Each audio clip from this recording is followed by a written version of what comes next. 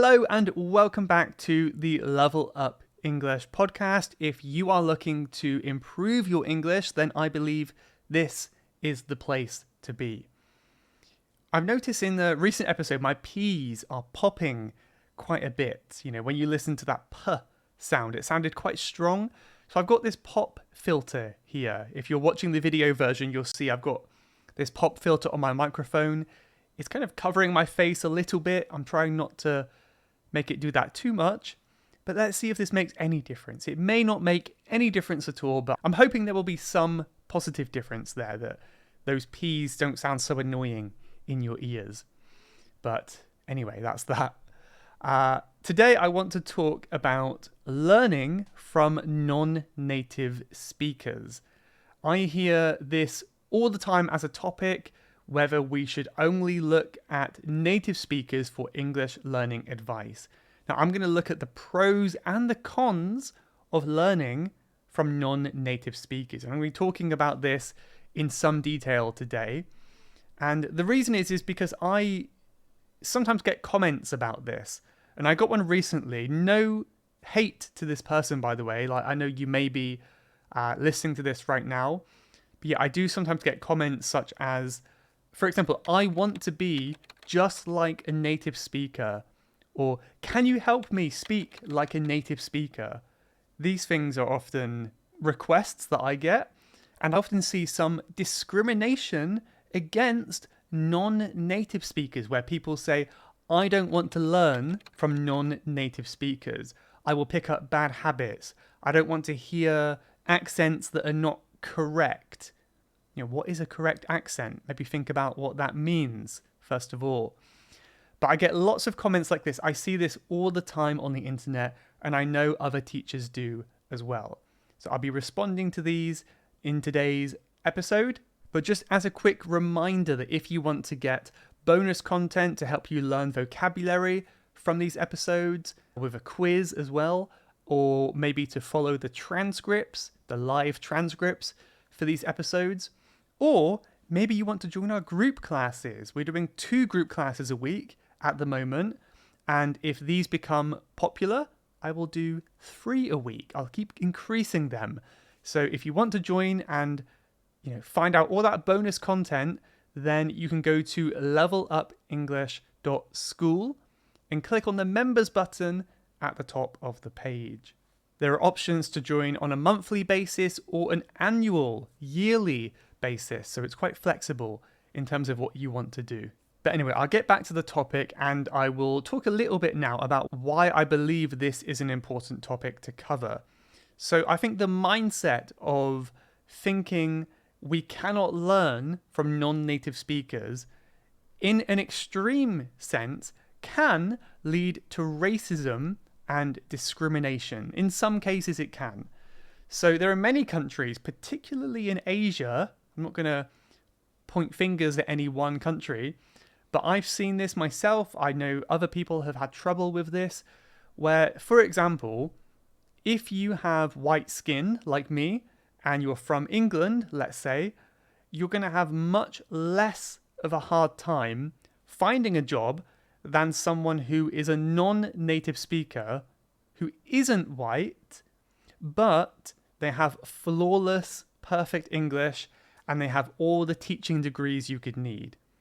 Right? So basically, a white English person can have an easier time to find a job compared to a non-white, non-native person with lots of experience and qualifications.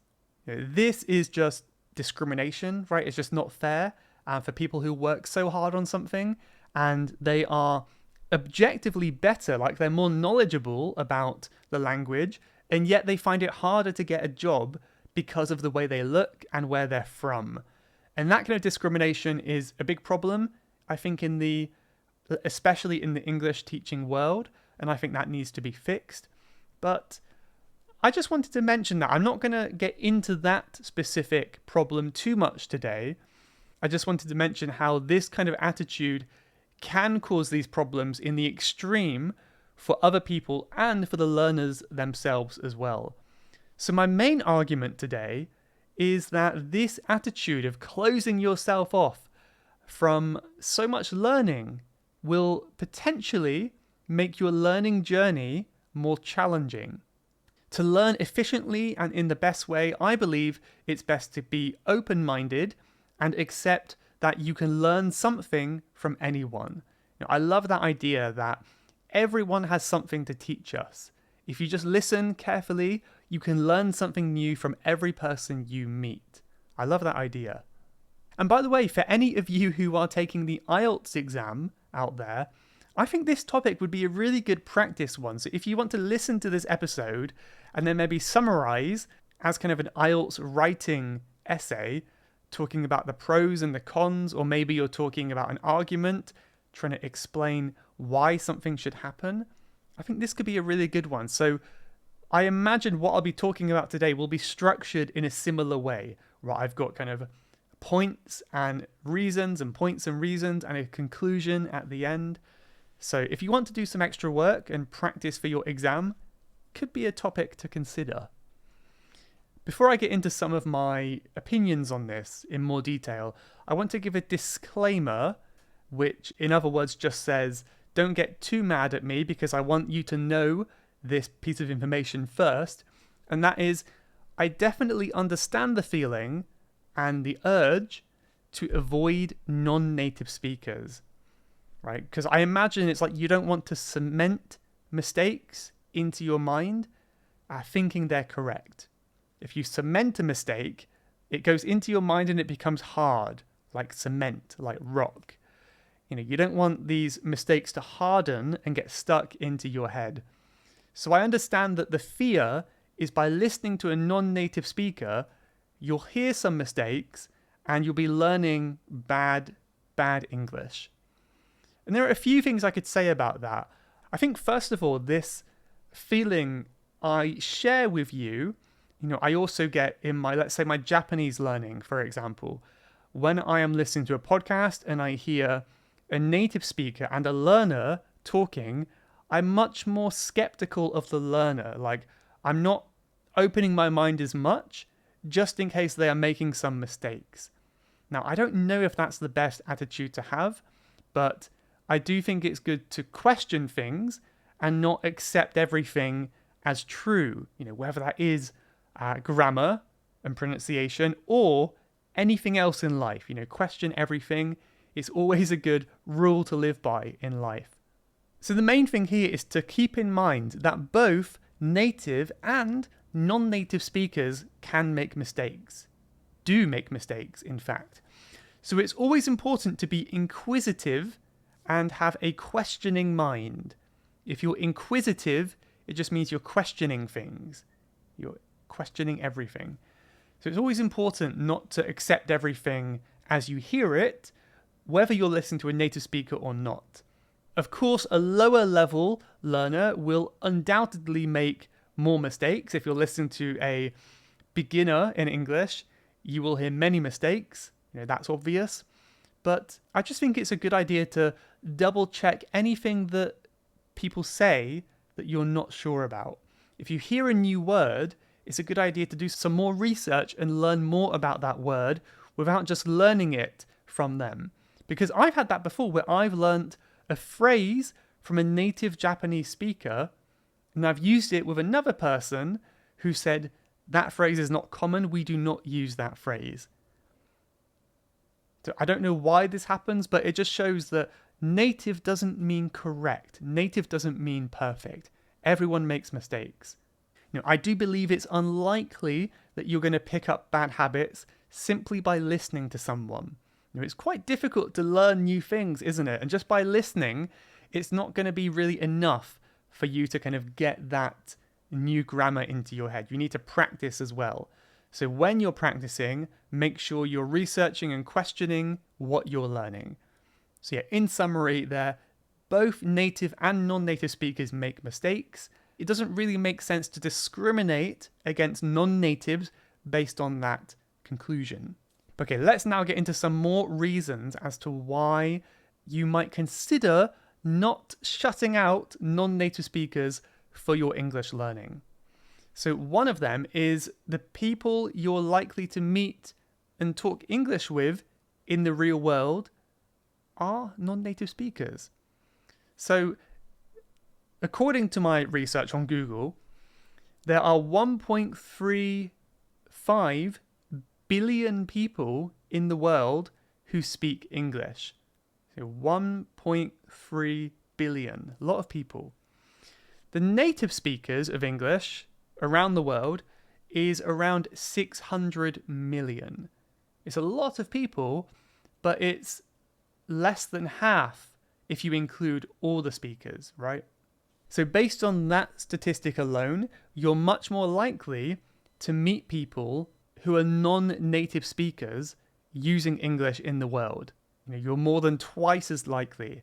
And if you're living in a country where English is not the first language, then it's probably more than that. If you have to talk in English with someone, maybe the chances of them being a native speaker is very, very low if you're not in an English-speaking country.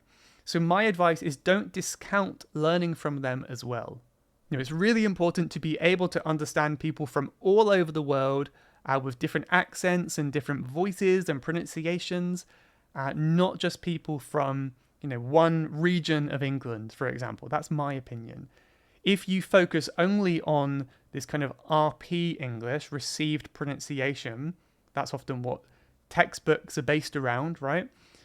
Then if you have to speak with someone from another country who doesn't have that accent and they're not a native speaker, it's going to be much harder for you because you haven't had that time hearing and immersing yourself in other types of English. And it really does make a difference. I remember when I started teaching English, I would have a really hard time understanding certain accents around the world. These are people who speak English, but not native English, and they have a strong accent. And I would have a hard time understanding that.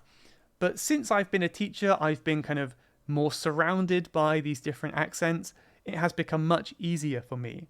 So that just goes to show if you spend time listening to different accents and being surrounded by them, they also become easier to understand as well. And that's a huge part of English learning. Another thing, when people say, I just want to learn with native speakers, consider what that really means. What do you mean by a native speaker? I would guess that probably you mean people with an RP accent. Again, received pronunciation. If you don't know, that is around 2% of the country of the United Kingdom.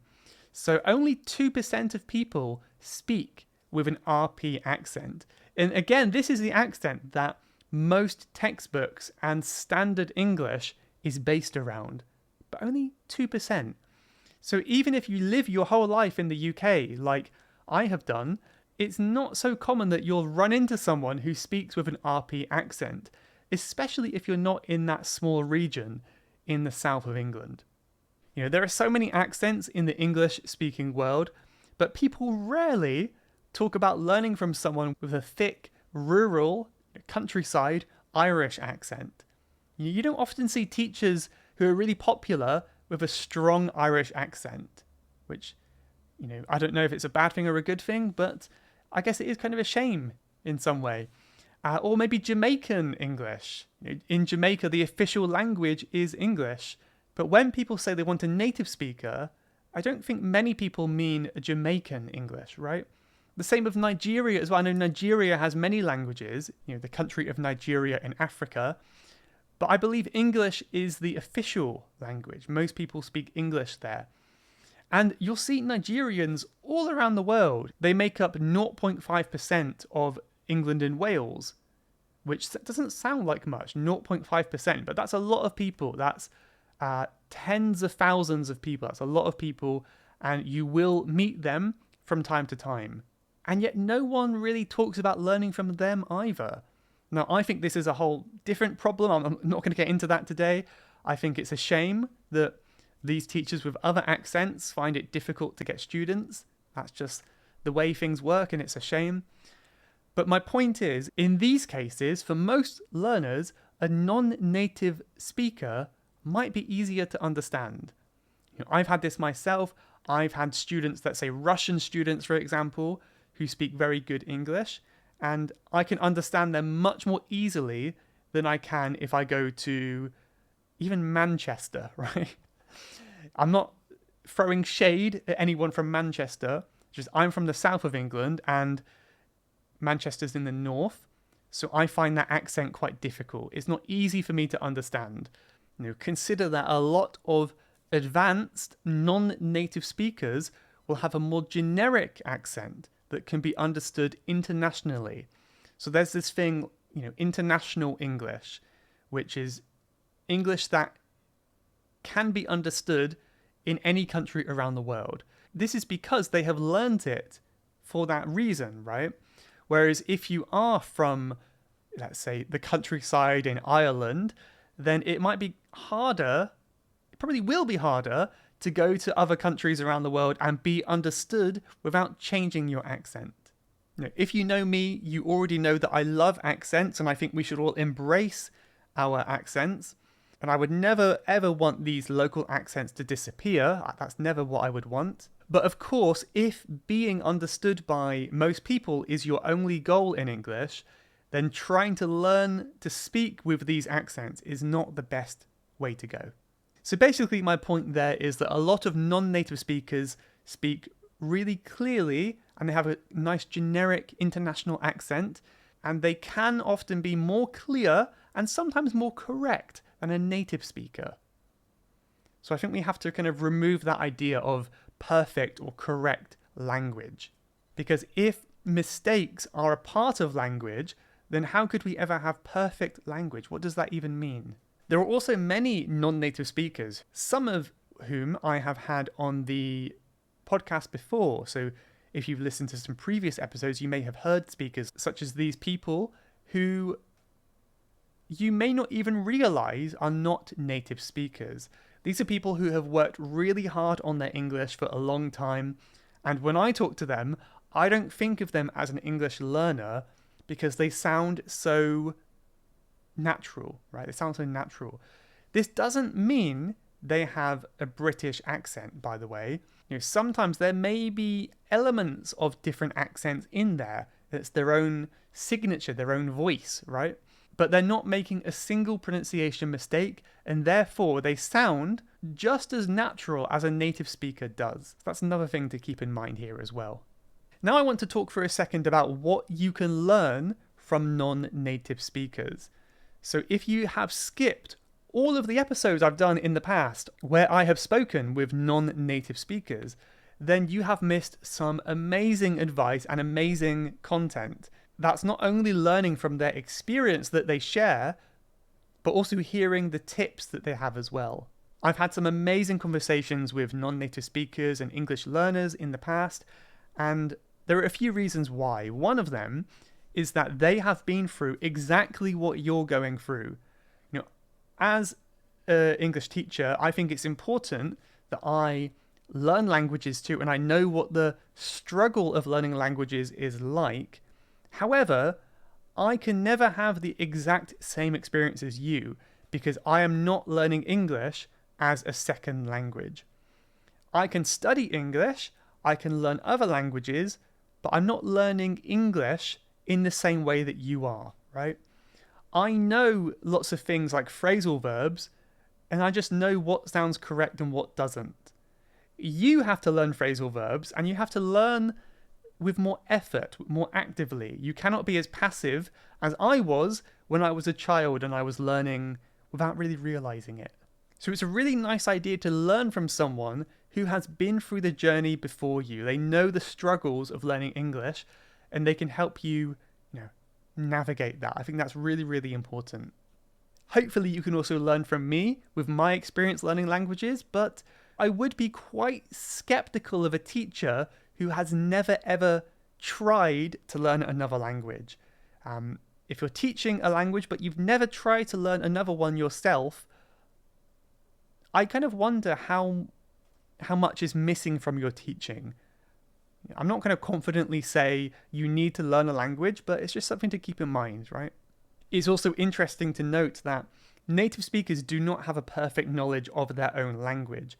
In fact, quite the opposite. I will have students all the time say, "Can you explain this grammar rule to me?"